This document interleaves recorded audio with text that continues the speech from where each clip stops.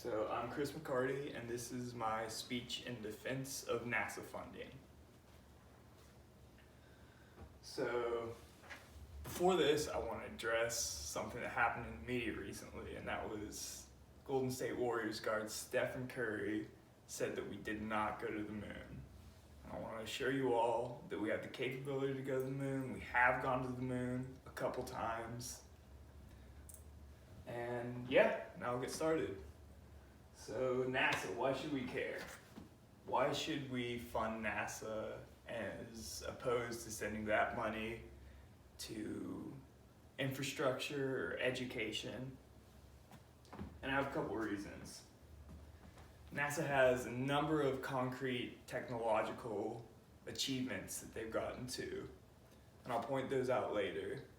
But at its heart, space exploration isn't about achieving something concrete, and we don't necessarily know what we're gonna find. And that's what it's about. It's about discovering what we don't know and hoping that that helps us with something concrete in the future. So we have the tech innovations, and every year NASA publishes basically what they have figured out with technological innovations and these sorts of things. And we have obviously satellites, LED lights. Yeah, I mean, it goes all the way to artificial limbs, energy conservation in the form of solar energy that we use for satellites and deep space exploration, that kind of thing. Even better firefighter gear, that was NASA. Cordless vacuums, NASA. Astronaut ice cream, of course, which happened basically from freeze-dried technology, which is actually pretty important for aid missions to get food from a place like the US to somewhere like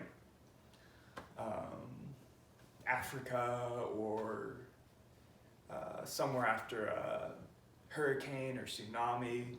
And basically you have to get that food there without it rotting, and if it has a lot of fluid in it, that can corrupt the food before it gets there. So by freeze drying food, we can make that food last a whole lot longer.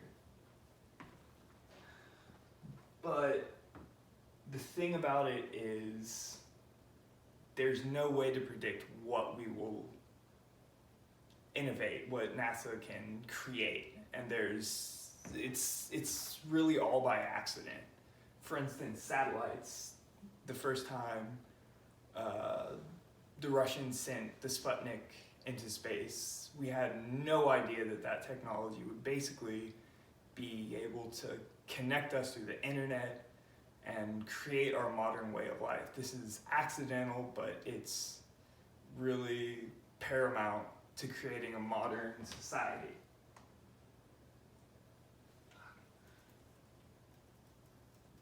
Just 1 second. And a lot of people say, but it's expensive, to which I respond, it really isn't. You can see the NASA budget history. The highest it ever was for the federal budget was about 5%, and that's when we were going to the moon and we were competing with the Soviets. But now it's less than 1% of our federal budget. And so you could say that even if you were to take NASA's funding and put it somewhere like infrastructure or education, that wouldn't be nearly enough money to do something that's worth as much as space exploration. And plus, NASA works with universities all around the country to get student projects funded. They send student experiments to the International Space Station, which is a really big thing. And so they do a lot more than the funding shows. And with the university work that they do, a lot of that isn't even stuff that costs money. It's just promoting researchers, scientists, and things of that sort. And my final sort of point is that the Earth has finite resources. We have 8 billion people, we're approaching 8 billion people on the planet, and it's gonna be really hard to have the resources we need to sustain that sort of population. But space has an unlimited number of resources. We can get minerals from the moon and asteroids, we can get water from comets, and it really has an unlimited number of possibilities. Also, this is hypothetical and kind of out there in the far future, but one day the Earth won't be able to support human life, and if we are advanced enough in exploring space, we can potentially keep the human species alive after the Earth really can't support life. And so yeah, that's really it. I know that NASA has been a hot topic recently over the past 10 years. It's been politicized, and it's kind of a punching bag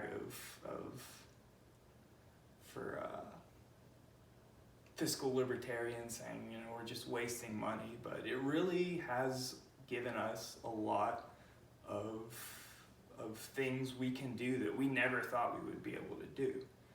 And so that's my defense of NASA. Thanks for watching. I'm Chris McCarty. This is my speech for the defense of NASA.